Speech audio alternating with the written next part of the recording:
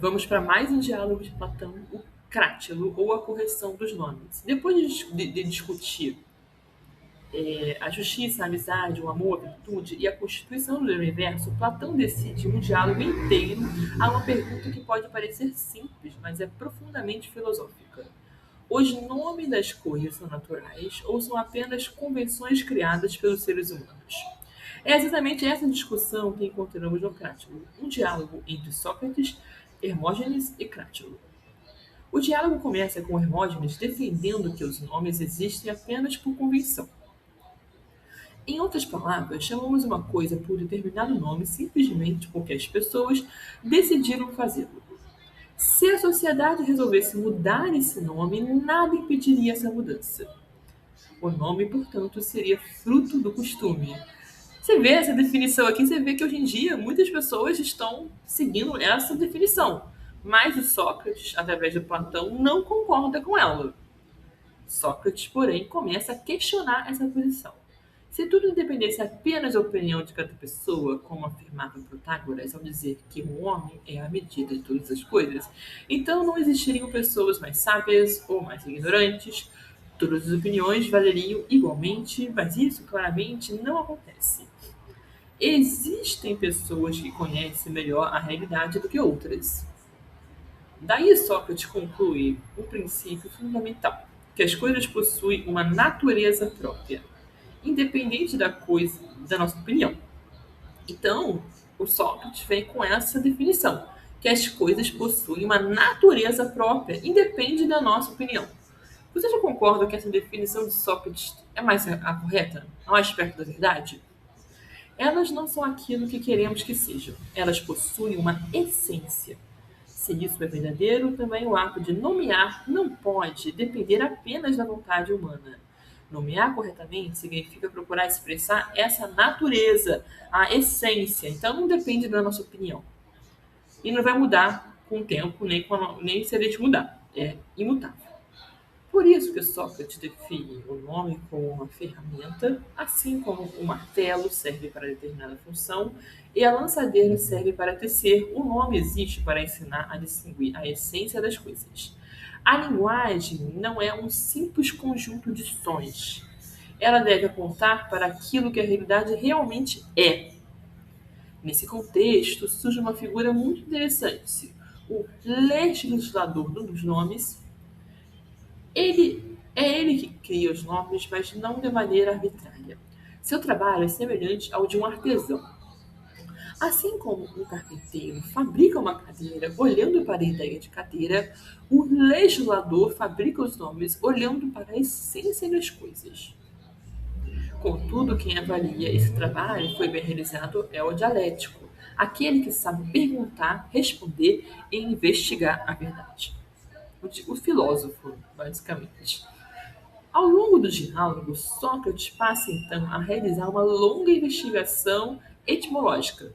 Ele procura descobrir se diversos nomes revelam algo sobre a natureza das coisas. Analisa os nomes de deuses, heróis, elementos da natureza, virtudes, vícios, sentimentos e diversos conceitos filosóficos. Embora muitas pessoas, embora muitas dessas etimologias sejam hoje consideradas apenas exercícios filosóficos e não explicações linguísticas corretas, elas possuem enorme valor porque mostram a maneira como Platão pensava a relação entre linguagem e realidade. Um dos trechos mais interessantes é quando Sócrates observa que antigos gregos provavelmente chamavam de deuses aquilo que contemplavam constantemente em movimento: o Sol, a Lua, os astros, os fenômenos naturais. Posteriormente, esse nome foi sendo estendido aos demais deuses. Outro ponto muito bonito aparece quando ele comenta os daimons. Antes do cristianismo, a palavra não possuía sentido negativo de demônio. Para os gregos, os daimons eram seres intermediários entre os deuses e os homens. Sócrates chega a afirmar que todo homem verdadeiramente bom, depois da morte, pode corretamente ser chamado de daimon. Eu também achei bem muito interessante a interpretação sobre os heróis. Platão sugere que muitos deles nasceram da união entre deuses imortais.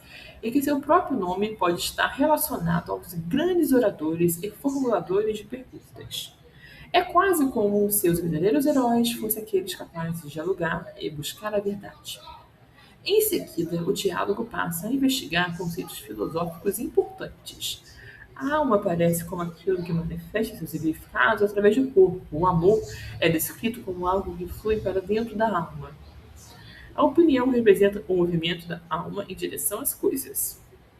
Já o conhecimento acompanha corretamente o movimento da realidade.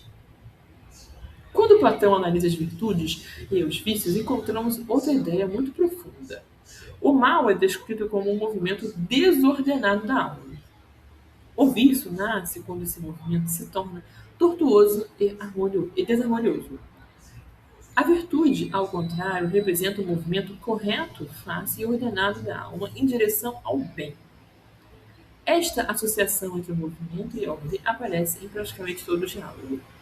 Para Platão, a inteligência acompanha corretamente o movimento das coisas, enquanto a ignorância rompe essa harmonia. Mas é no final do diálogo que encontramos sua conclusão mais importante.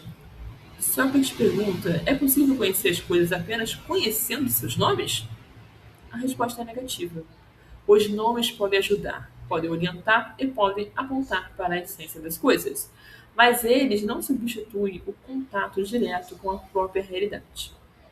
Se quisermos conhecer verdadeiramente alguma coisa, precisamos investigar a própria coisa, e não apenas a palavra que a designa.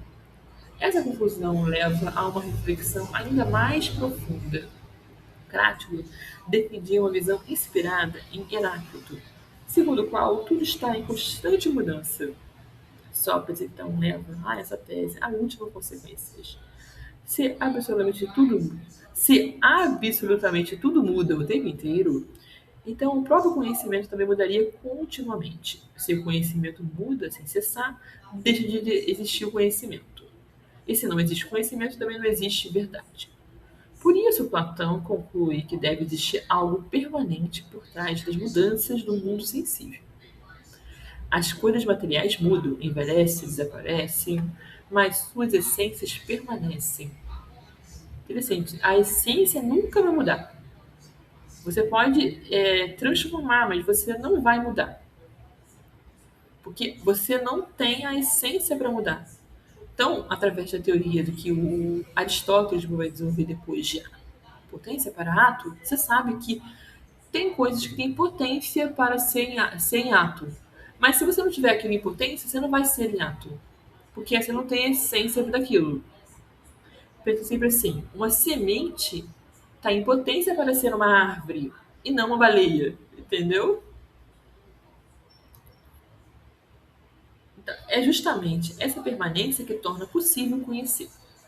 Essa permanência da essência, por mais que mude, lembrando sempre da teoria de ato-potência do Aristóteles, que você pode mudar sim, mas se você não tiver aquela essência, você não vai mudar. Então a essência, ela é sempre permanente. E na minha leitura, essa grande riqueza do Crático.